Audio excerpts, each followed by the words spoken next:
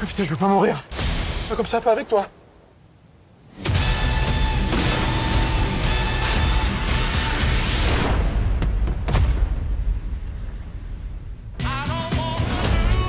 Bonjour à vous les petits cinéphiles, et aujourd'hui on va revenir sur le nouveau film Netflix Loin du périph' avec Omar Sy et Laurent Lafitte. Et pourquoi ce changement de décor? Eh bien parce que j'ai joué dans le film. Bon, en tant que figurant, hein, certes, mais il n'y a pas de saut métier. Hein. Bon, donc on va vérifier ensemble si je suis dans le film. Là j'ai coupé juste après la scène de la gare, donc normalement ça devrait être à moi. Je devais jouer à un passant dans la rue, et la bagnole devait passer au milieu. Donc allez, c'est parti, let's go. On se croirait dans une vidéo de Miko. Allez. Parti, on y croit. On y croit. Ah voilà, c'est là. Putain. Ah, super, on voit rien.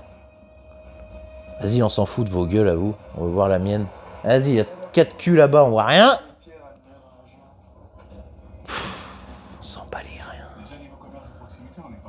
Putain. Ah, c'est mort, je pense. Hein. Vas-y, ah c'est mort. Ah non, c'est pas moi. Putain. Ah mais vas-y, non mais c'est mort. Hein. Vas-y, ça me casse les couilles. Encore une fois, je vais te couper au montage, ça va pas louper. Hein. Ah non, putain. C'est le facho de la France vive, lui, là. Putain, c'est mort. Eh, c'est mort. Il reste encore 5 secondes, je crois que c'est mort. Vas-y, rappelle-moi la différence. Alors, pour ta gouverne, Putain. Attends, là. le rock, MeToo, le rap, tout. T'appelles ça comment? Putain, c'est mort. Ils m'ont encore coupé au montage, les enfoirés, là. Enfoirés. Quand tu penses quand même que cette scène, on a mis au moins 3 heures à la tourner, on était au moins 30, on faisait des allers-retours le long de la rue et tout ça. Putain, en plus, il pleuvait grave. Et pour te retrouver coupé, même pas voir une fesse, un pied, une main, bah vas-y, ça casse les couilles. Mais ça sous-tend quand même un autre problème. Pourquoi se faire chier à embaucher trentaine de personnes à leur faire des allers-retours dans les rues si au final, en fait, tu vois quasi rien et que ça sert à rien? Surtout que les acteurs dans cette scène n'étaient même pas dans la bagnole.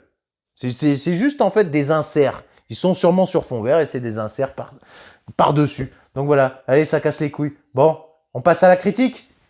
Vu que cette critique ne démarre pas dans les meilleures conditions, je vais donc être 100% subjectif.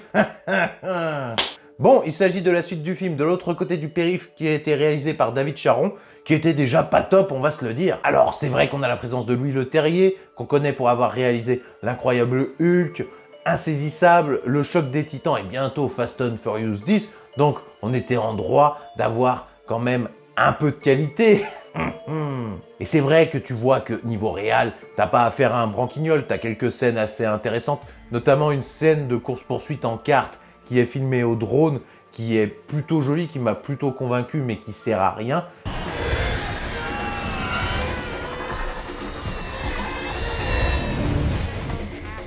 Et puis t'as une certaine scène de course-poursuite qui est plutôt bien shootée. On voit que le gars s'est inspiré de comédies policières comme Bad Boys 2, notamment avec la scène du Hummer.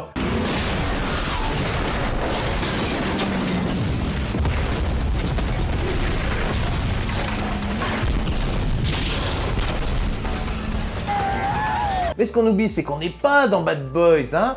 Et au lieu, justement, de défoncer des bidonvilles où les mecs sont après fabriquer de la drogue, eh ben là, avec leur Hummer, ils se baladent sur les routes, ils passent à travers les bois, ils dévalent des prairies.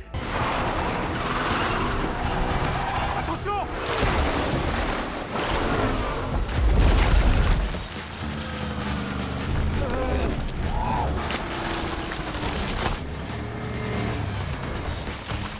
Pour vous dire, on dirait presque la scène de la Dodoche avec la bonne sœur dans Les Gendarmes.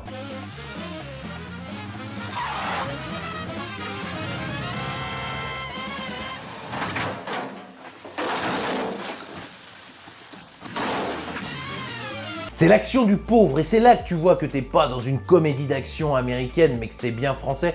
Alors t'as quelques scènes de combat, on va dire allez, assez bien chorégraphiées mais qui servent à rien et qui servent juste à gagner du temps. Mais le reste du film est pourri, mon Dieu! Mais ça fait lourd, beauf. Mais je pense à une scène où ils vont voir une vieille montagnarde. Mais c'est d'un gênant, mais on se demande ce qui leur est passé par la tête tellement c'est con. Mais le film essaie d'avoir un message antiraciste, mais j'ai l'impression que ça fait tout l'inverse ils font passer les provinciaux montagnards pour des néo-nazis suprémacistes de la race blanche, mais je vous avoue que c'est complètement con. T'as une scène, un moment où les mecs se galvanisent, on dirait un petit peu le Ku Klux Klan du coin, mais c'est d'un débile, j'ai jamais vu ça. Et pour vous dire, la finalité du plan quand même de cette bande de terroristes, c'est de faire péter le HLM du coin parce qu'il y a des étrangers à l'intérieur. C'est pour dire la finesse du scénario. Et c'est vrai que nous les locaux, on passe quand même pas mal pour des gros cons. Mais attardons-nous quand même sur les deux acteurs principaux, Omar Sy et Laurent Lafitte. On va dire que Laurent Lafitte est moins mauvais qu'Omar Sy, mais globalement les deux jouent leur propre rôle quoi, c'est tout. Et ils ont pas une super alchimie en plus. Donc vous avez compris que le scénario est pété, claqué au sol, nul. En bref, on va pas s'éterniser là-dessus. Vous comprendrez que j'ai détesté, j'ai trouvé ça complètement débile. Qui plus est, ils m'ont coupé au montage, bande d'enfoirés. Voilà, c'était Guillaume fait son cinéma. Bisous, abonnez-vous.